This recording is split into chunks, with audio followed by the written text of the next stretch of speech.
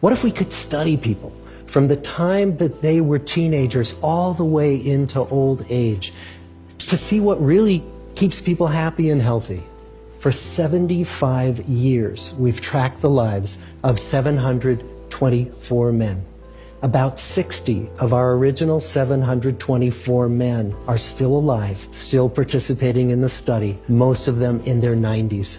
When they entered the study, all of these teenagers were interviewed, they were given medical exams. We went to their homes and we interviewed their parents. And then these teenagers grew up into adults who entered all walks of life. They became factory workers and lawyers and bricklayers and doctors, one president of the United States. And when about a decade ago we finally asked the wives if they would join us as members of the study, many of the women said, "You know, it's about time." So what have we learned? The clearest message that we get from this 75-year study is this: good relationships keep us happier and healthier. We've learned 3 big lessons about relationships. The first is that social connections are really good for us and that loneliness kills.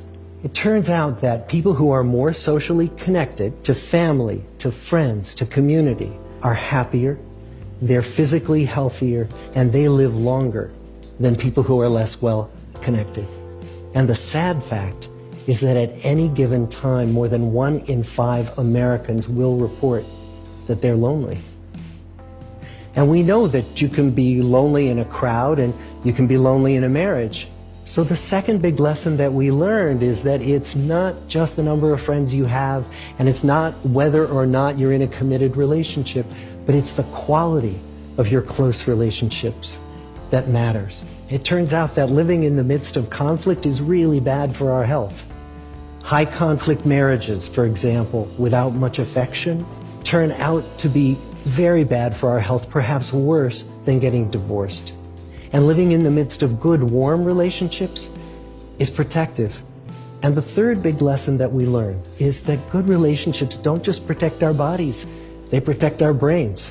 It turns out that being in a securely attached relationship to another person in your 80s is protective. That the people who are in relationships where they really feel they can count on the other person in times of need, those people's memories stay sharper longer. So what about you? Let's say you're 25, or you're 40, or you're 60.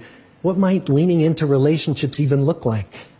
It might be something as simple as replacing screen time with people time, or livening up a stale relationship by doing something new together.